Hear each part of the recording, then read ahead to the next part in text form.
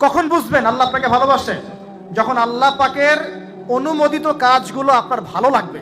নামাজ পড়তে ভালো লাগছে, রোজা রাখতে ভালো লাগছে, কোরআন তেলাওয়াত করতে ভালো লাগছে, আল্লাহর জিকির করতে ভালো লাগছে, আলেম ওলামার সাথে থাকতে ভালো লাগছে।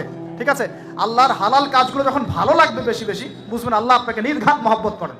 আল্লাহ পাক আমাকে ভালোবাসেন, আপনাকে ভালোবাসেন। ভালোবাসেন বলেই আজকে আপনি এখানে বসে আছেন।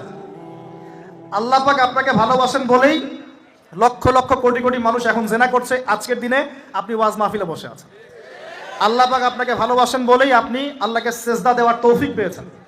আপনি লা ইলাহা ইল্লাল্লাহ কালিমা শিখেছেন।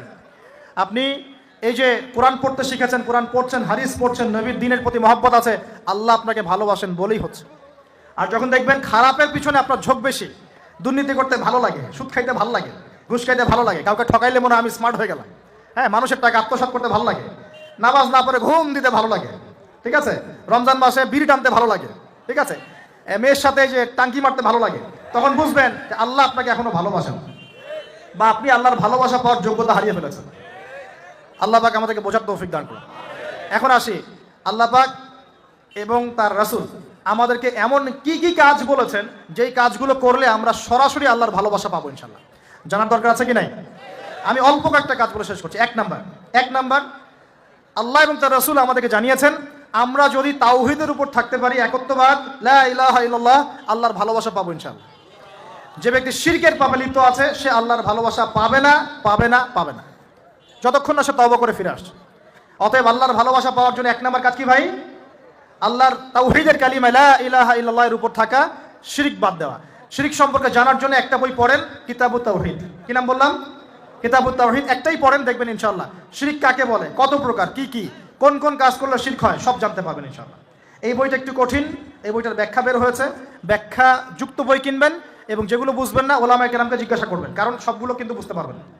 এক নাম্বার। দুই, নবী সাল্লাল্লাহু আলাইহি ওয়াসাল্লামের অনুসরণ করলে আল্লাহ আমাদেরকে ভালোবাসবেন। দলিল, আল্লাহ পাক সূরা আলে ইমরানের মধ্যে বলছেন 31 নম্বর আয়াতে আল্লাহ বলছেন, কুল, হে নবী আপনি বলে দিন, ইন কুনতুম তুহিব্বুনাল্লাহ, তোমরা যদি, হে আদম সন্তান, হে উম্মতে মুহাম্মাদি, তোমরা যদি আল্লাহর ভালোবাসা পেতে চাও, ফাত্তাবিউনি, তোমরা আমাকে অনুসরণ করো। কাকে?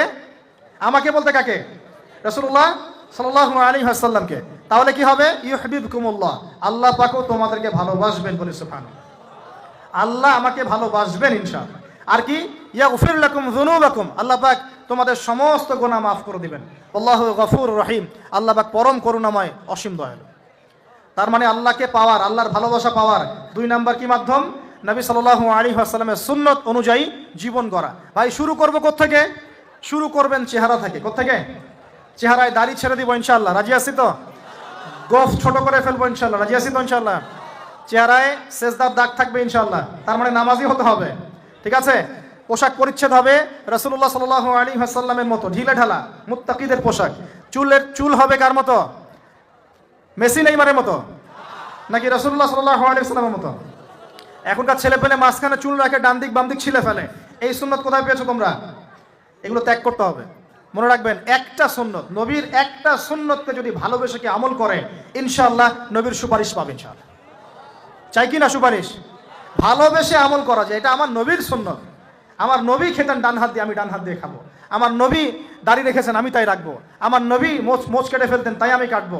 আমার নবী ঢিলা ঢালা পোশাক পছন্দ করতেন, তাই আমি পরবো।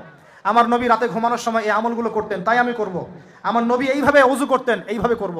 আমার নবী এইভাবে ইস্তেঞ্জা করতেন, পেশাব পায়খানা করতেন, ওইভাবে করব। আল্লাহ পাক আমাদেরকে পরিপূর্ণভাবে নবীর সুন্নত পালন করার তৌফিক দান করুন।